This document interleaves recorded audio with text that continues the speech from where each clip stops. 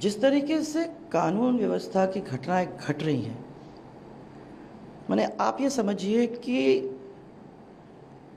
तार-तार हो रहा है। महिलाओं के खिलाफ सबसे ज़्यादा आपराधिक घटनाएं यहाँ राजस्थान में हुई हैं। 54 महीने में 10 लाख से ज़्यादा आपराधिक घटनाएं हुई हैं। महिलाओं के साथ अत्याचार और दुष्कर्म 2 लाख मुकदमे ऐसे दर्ज कराए गए हैं। और कांग्रेस की गहलोत की सरकार में हजारों महिलाओं के साथ बलात्कार की घटनाएं घटी जा रही हैं, परंतु ना कोई बोल रहा है उनकी सरकार का, ना पुलिस आगे बढ़ रही है। ऐसी सरकार को इस कुर्सी में बैठने का कोई भी अधिकार नहीं। जिस तरीके से हमारी महिलाओं के साथ, हमारे बच्चियों के साथ, हमारे दलितों के साथ, व्यापारी समाज के साथ जिस तरीके से कानून व्यवस्था की घटनाएं घट रही हैं, माने आप ये समझिए कि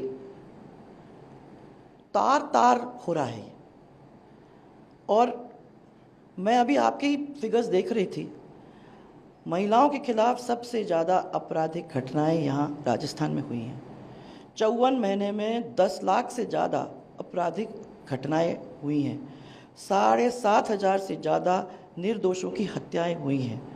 महिलाओं के साथ अत्याचार और दुष्कर्म 2 लाख मुकदमे ऐसे दर्ज कराए गए हैं। दुष्कर्म की करीबन 33,000 घटनाएं हुई हैं, जो इस देश के 22% है। दुखद है कि दुष्कर्म की घटनाओं में राजस्थान नंबर 1 प्रदेश बन गया है। मुख्यमंत्री के गृह क्षेत्र में महिलाओं के खिलाफ अपराध की घटनाएं हो रही हैं, परंतु सब चुप हैं, कोई बोल ही नहीं रहा इस पे। मीडिया की खबरों के अनुसार राजस्थान में प्रतिदिन औसतन 18 से 19 रेप, हर दिन औसतन 5 से 7 मर्डर। और कांग्रेस की गहलोत की सरकार में हजारों महिलाओं के साथ बलात्कार की घटनाएं घटी जा रही हैं, परंतु ना कोई बोल रहा है उनकी सरकार का, ना पुलिस आगे बढ़ रही है। अभी आप अगर देखेंगे, जब ये सरकार आई उसके कुछ ही दिनों बाद थाना गाजी के रेप का कांड सबके सामने है। और मैंने उनने दुष्कर्म तो करा ही करा, परंतु उसके साथ उसका वीडियो करके उस वीडियो को वायरल करने का जो काम किया, जो इतना घिनौना काम था, फिर भारतीय जनता पार्टी लगी तब इस केस का खुलासा हुआ, नहीं तो इसके पीछे कोई सरकार की ओर से कोई काम हो ही नहीं रहा था। इसके साथ साथ जोधपुर के अंदर आप देखिए, इससे घिनौना और क्या हो सकता है। एक छोटी सी बच्ची को अपनी माँ, उसकी माँ नहला रही थी, तो उसने उस खून देखा, खून देख के उसको ज़रा चिंता हुई। उसने बच्ची को अलग ले जाकर उस बच्ची से पूछा, तब उसने नाम लेके बताया कि ये मेरे साथ हो रहा है, और मैंने ऑब्वियसली दुखी थी। तब रिपोर्ट हुई।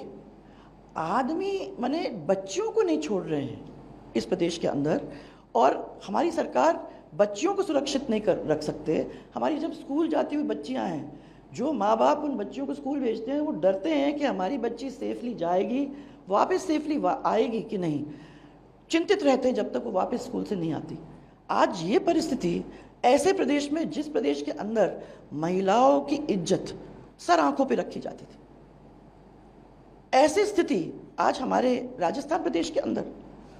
ये अकेले ही नहीं है। आप ये देख लीजिए कि मुख्यमंत्री के घर के 5 किलोमीटर दूर वैशाली नगर के अंदर 10 साल के बेटे के सामने एक महिला के साथ दुष्कर्म होता है।